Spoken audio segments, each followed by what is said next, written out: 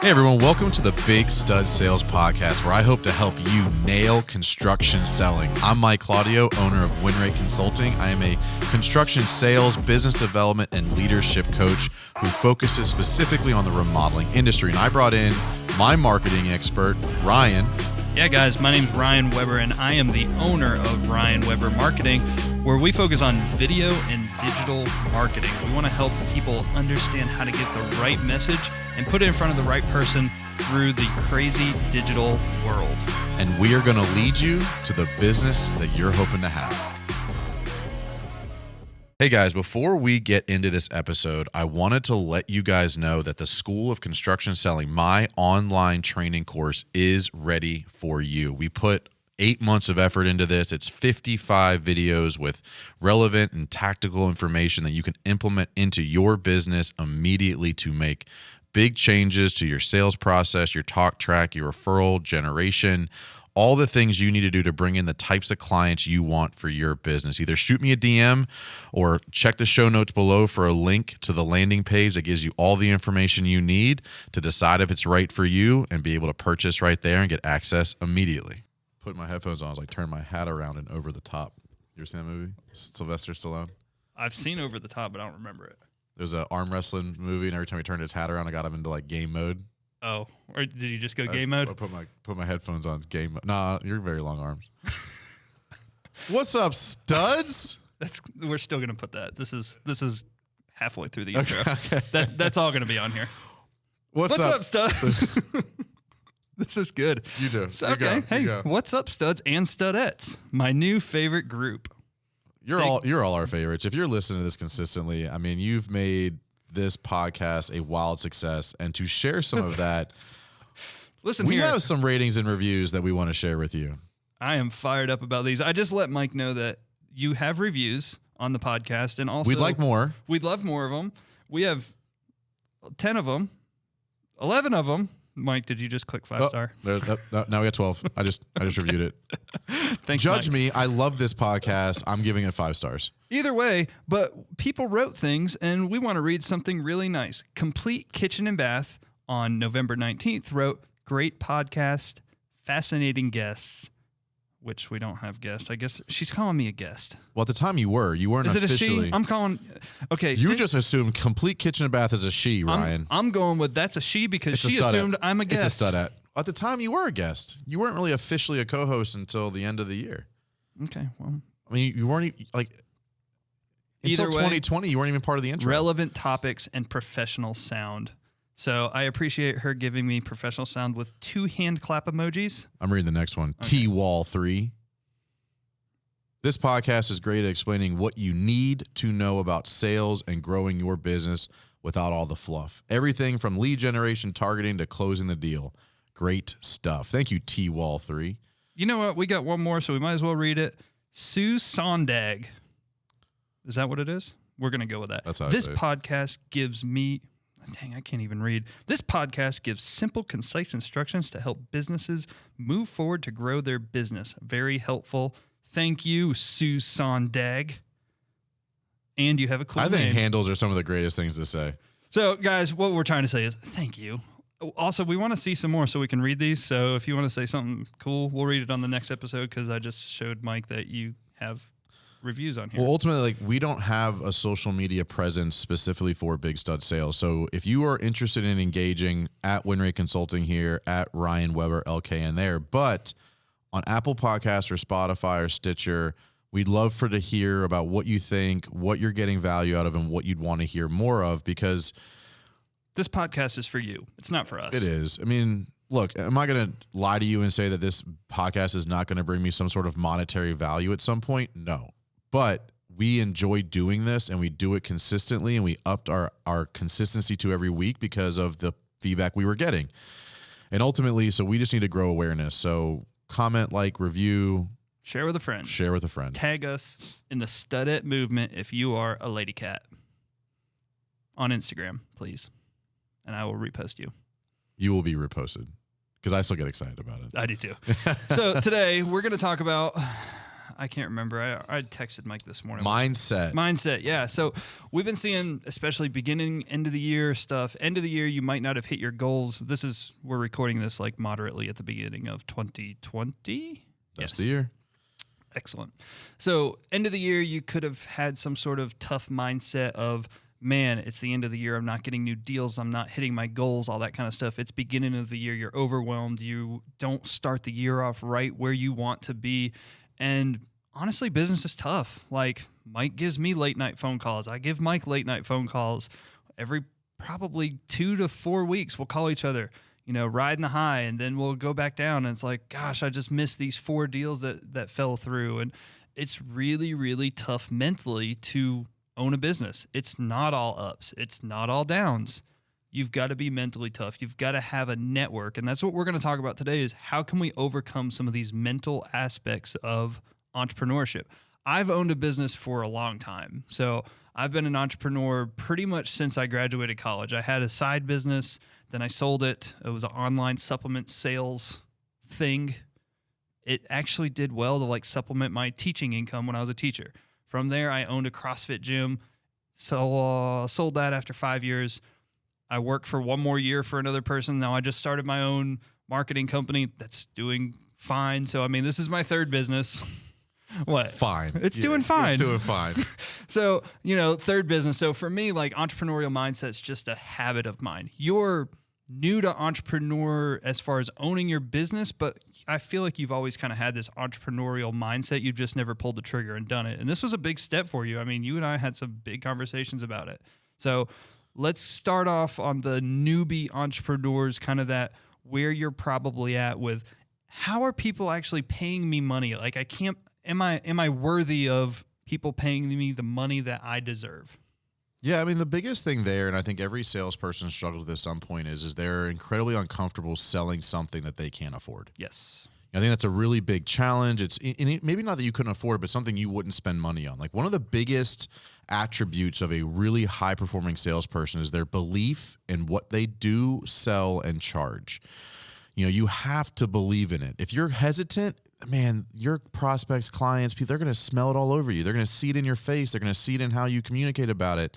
They're going to see it in how confidently you deliver your value proposition or your sales pitch. So if you're unsure of what you sell for the price you sell for the people you help, if you don't believe in it, either get over that or find something else, because you're never going to be successful. You're never going to be able to talk yourself out of the mindset of, I just don't believe in this. That's an incredibly difficult thing to do. You will be miserable and you will not be successful. So either start believing in it, and we're going to talk about ways to do that. Like you might love what you do, but you've been beat up for years and you're just over it. So there's a way to come back from that. Or look, if you're out there trying to scam people and you know it, fucking stop. Like if you know that your product doesn't work, stop. If you know you're overcharging, stop.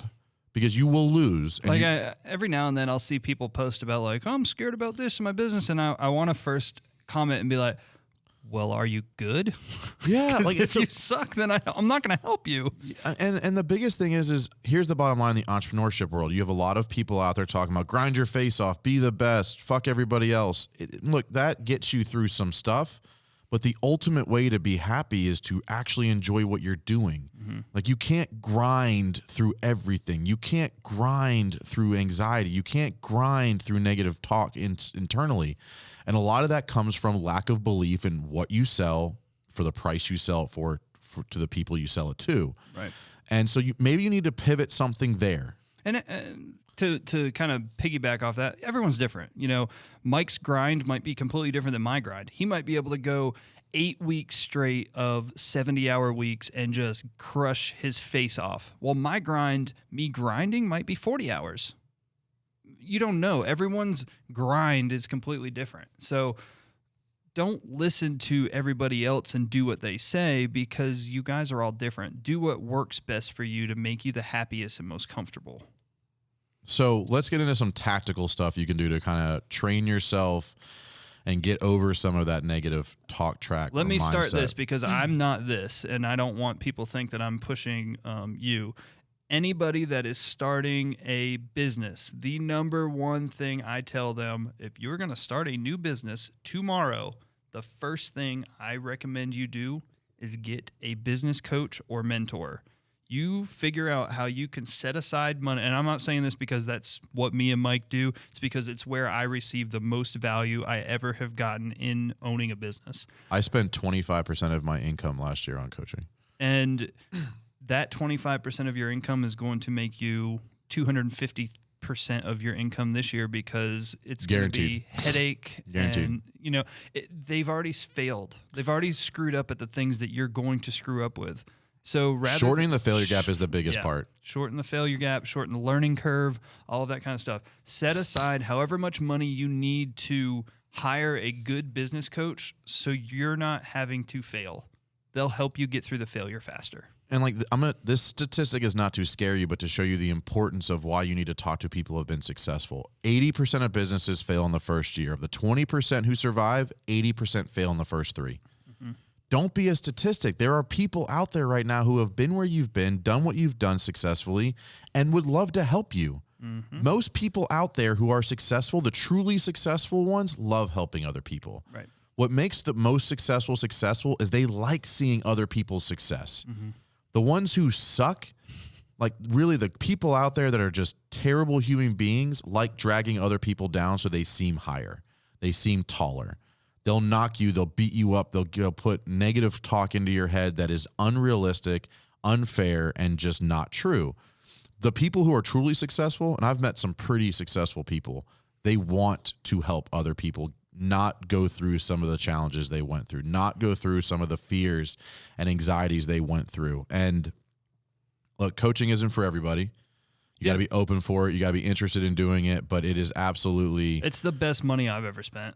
Hands down. I'm excited to see what 2020 holds for me, but based on what I've learned over the last year. I mean, and you're talking to two guys right here that do coaching for other people, yet we also have our coaches. Yep. So 100%. That's always my number one recommendation. Number two recommendation, we do this, and that's why we're sitting here together, is probably if you can't afford a coach and you know you can't, and you don't want to coach, like find somebody that matches your mindset and have an accountability buddy. So this is what Mike and I do all the time. We'll call each other. We'll check in with each other. We'll make sure that each other is doing what we said we're going to do. It helps because I do a lot of Mike's marketing, but then he also calls me out on not following through with the processes that I said I was going to do, because he knows if I'm not doing it for him, I'm not doing it for everybody else. So it works very well for us holding each other accountable. You're an entrepreneur. Like there's nobody above you in your business. You don't have a soundboard to be able to say, hey, I've got this great idea that I want to implement. How would I do it? But there's other people that are also entrepreneurs that don't have that as well. So if you guys can get together and communicate, it's definitely going to help you with the mindset of, I have nobody to talk to. That's what it feels like when you're an owner and things aren't going well. You just feel like I have nobody to talk to. Your spouse might not know what's going on. They don't understand. They don't own the business, or they might work in the business and they're not going to be impartial. So next thing we always say, or I always say, is find somebody that is not in your industry or not locally, but somebody that understands the entrepreneurial mindset of what you're trying to accomplish. And I know you agree with that because we talk all the dang time. And you've got many other people that you talk to. Yeah, no, I mean, I love the accountability side. It's one of the, it's one of the pros and cons of how I coach, because it's not easy being held accountable. Not everybody likes it, and I'm not afraid of doing it because I know it's what is the differentiating factor for a lot of the business owners that I coach. But one of the tactics that I've used, because I do struggle pretty severely with anxiety and performance anxiety and performance enhancing. No, I wish. If I am, it's not working. I got to return it. But I struggle pretty badly with that, the self-talk, the self-image, and all other things. So for me, it's about, what am I consuming? From a mindset improvement perspective, outwardly, it seemed like the big stud. Internally, like I'm not as put together as people might think. And that's a constant battle for me. So I had to find triggers and things to do to help get me through those low points. And everybody has them. Like if you're sitting there going, I never feel down, you're full of shit. You are absolutely full of shit.